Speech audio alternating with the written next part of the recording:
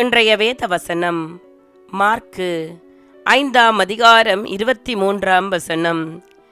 என் குமாரத்தி மரண அவஸ்தைப்படுகிறாள், அவள் ஆரோக்கியமடையும்படிக்கு நீர் வந்து அவள் மேல் உமது கைகளை வையும், அப்பொழுது பிழைப்பாள் என்று அவரை மிகவும் வேண்டிக் கொண்டான்.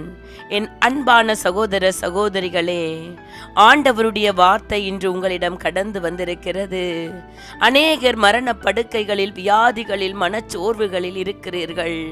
இயேசு விடுதலை கொடுப்பார் என்று எத்தனை பேர் விசுவாசிக்கிறீர்கள்? இயேசு ஜாதி மத இன வேறுபாடு பார்ப்பவர் அல்ல.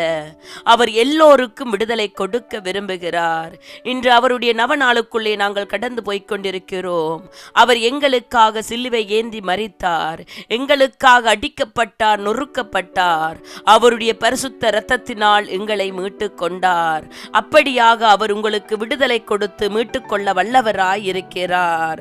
ஜெப ஆலயத்தில் ஒருவனாய் இருந்த ஜசுரு என்பவன் வந்து அவரை கண்டவுடனே அவர் பாதத்திலே விழுந்து, என் குமாரத்தி மரண அவஸ்தைப்படுகிறாள், அவள் ஆரோக்கியம் அடையும்படிக்கு நீங்கள் வந்து அவள் மேல் உமது கைகளை வையும், அப்பொழுது பிழைப்பாள் என்று அவரை மிகவும் வேண்டிக் கொண்டான்.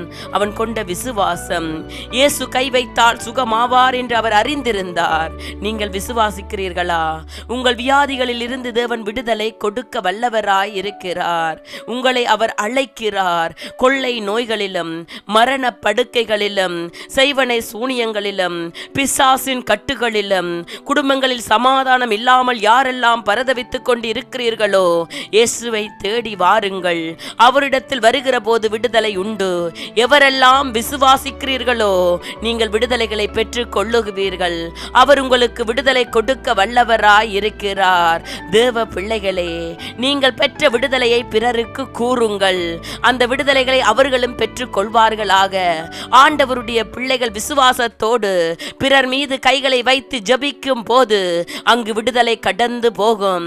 இந்த வேதத்தை யாரெல்லாம் கேட்டுக்கொண்டு இருக்கிறீர்களோ, இந்த வார்த்தை இன்று எவருடைய காதுகள் எல்லாம் கேட்கப்பட்டதோ, விசுவாசியுங்கள். இயேசு விடுதலை கொடுக்க வல்லவராய் இருக்கிறார். இன்று உங்களுடைய வீடுகளுக்குள்ளே விடுதலை கடந்து வருவதாக. தேவ சமாதானம் உங்களை ஆளுகை செய்வதாக. கொள்ளை நோய்களில் இருந்து தேவன் விடுதலை கொடுப்பாராக. பிசாசின் கட்டுக்களில் இருந்து விடுதலை பெற்று கொள்வீர்களாக. அவரை தேடுங்கள், அவருடைய வழியில் நடந்து வாருங்கள், அனிதனம் ஜபியுங்கள், வேதத்தை தியானியுங்கள். அவர் உங்களுக்கு விடுதலை கொடுக்க வல்லவராய் இருக்கிறார். அவரை தேடுகிறவர்களுக்கு நிச்சயமாக விடுதலை உண்டு. அவர் உங்கள் ஒவ்வொருவரையும் ஆசீர்வதிப்பார்.